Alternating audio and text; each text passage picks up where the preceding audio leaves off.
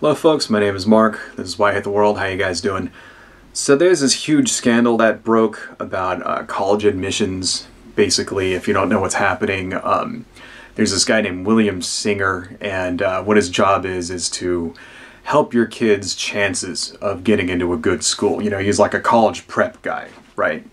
And what they're supposed to do is that they're supposed to like tutor your kid and, you know, help them take the tests and help them build their admissions portfolio by taking the different, you know, electives and extracurricular activities and things to make them look well-rounded and increase their chances of getting into school. And in real life, what this guy was doing was just bribing his way, you know, paying people off and faking documents and things so that kids can get in. He would do things like, for example, tell the kid, you know, try to get like fake disability papers, things like that, so that say that they have like a learning disability, like, you know, and then they would tell the kid to act dumb and purposely like score bad on the test so that they can claim he was dyslexic or something and get him in that way. Or they would bribe the athletic administrator at a university, right, to like put him on the football team so that they would get in with an athletic scholarship or whatever. And then they would fake it and say like, oh, the kid has a knee injury, he can't play, and then he would just never end up playing football. You know, up to one case, they even photoshopped somebody else's face onto a kid to make it look like they were playing water polo or something. You know, it's like a sport they never even played, right?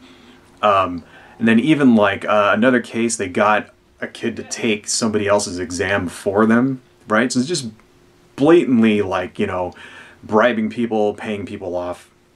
And a lot of pretty, you know, rich and famous people were involved in this. The most famous of which was Lori Loughlin from Full House.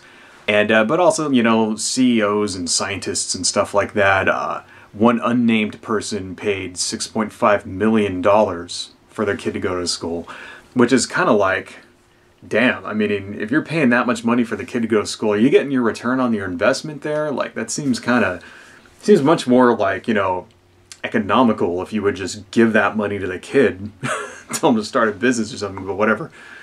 And a lot of the very, very famous Ivy League schools are involved in this. Harvard, Stanford, Yale, UCLA, Brown, UC Berkeley, and just kind of makes you think like, you know, first off, who's surprised at this? Anybody out there watching this? Are you surprised that this is a thing? I mean, when I saw this story, the first thing I said to myself was like, well, tell us something we don't know, motherfucker. I mean, come on. Like, we all know that this shit happens, right? Like, you know, that rich people use their money to, you know, for their own advantage. I mean, fucking obviously, right? And the thing is that a lot of these schools, they don't even have to like fake it like this. They don't even have to do that. A lot of these places have legacy admissions programs. And a lot of these Ivy League schools like, you know, Brown or the University of Pennsylvania or whatever, or Princeton, you know, it's like legacies get admitted like 2 to 5 times greater than just the normal overall admissions, like, which is fucking ridiculous. And, you know, how is this happening? It's because the rich parent is making donations to the school as an alumni, donating money to the school. And then, you know, the people on the board of directors at the school, you know, they know where their bread is buttered. They're letting their dumbass kid get in, you know. I mean, we all know that this shit happens. It's like that kind of stereotype of the spoiled rich kid brat who doesn't give a fuck about anything and just parties all day and bribes his teacher, never goes to class or whatever, right?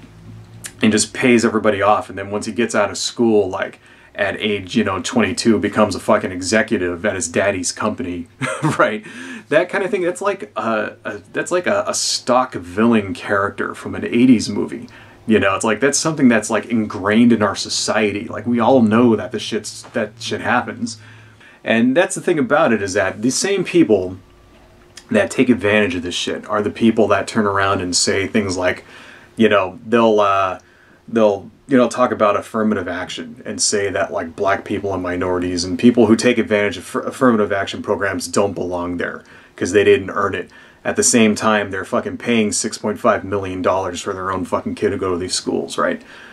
Yeah, it's ridiculous. I mean, even our fucking president right now, Donald Trump, You know, he went to Fordham University and then the Wharton School of the University of Pennsylvania, you know, and for business, he got a business degree or whatever. You know, even him, like, during the campaign, he sent threatening letters to his schools, basically saying that if his grades got out, he was going to sue them, right? He had to threaten them because he didn't want his transcripts of his grades getting out there, because he thought that, you know, apparently that would hurt his chances of winning the presidency, because why doesn't he want us knowing what his grades are?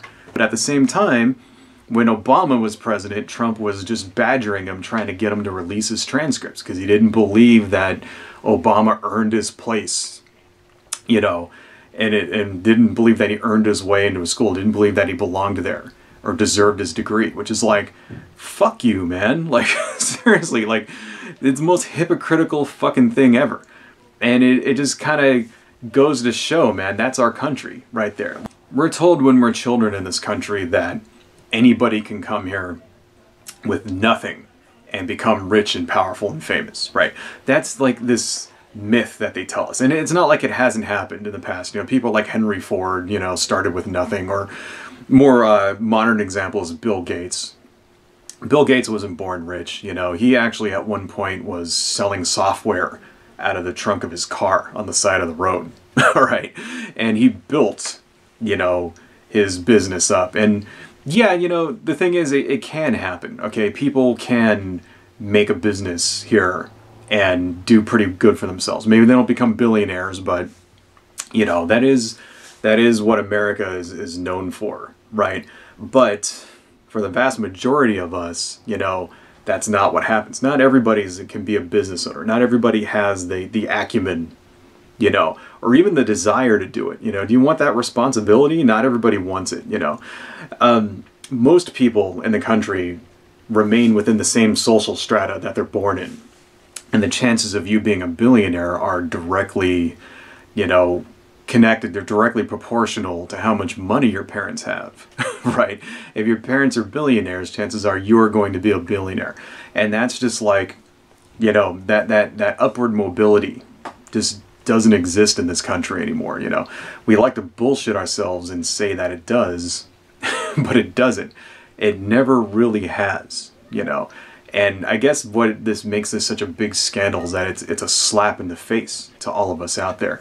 You know, all of the rich people out there telling us that we just got to work harder, and you know, and as they do things like, you know, cut our social safety nets and get rid of our health care and, you know, that kind of thing, and get rid of welfare programs and all that, all the stuff that actually helps the people who need it the most. As they get rid of all that and give themselves like just another tax cut, they turn around and tell us, just work harder. You know, you're not working hard enough. That's why you're poor. And it's like, you know, then you see this happen. And it's just like a big kick in the fucking nuts, right? So don't believe it. You know, and they tell you that, yeah, you're not working hard enough, when people, you know, that's all you need to do is work hard. It's like, fuck you. All right. I don't know, man. Everybody's insane. Country's fucked up. That's all I got, folks. Adios.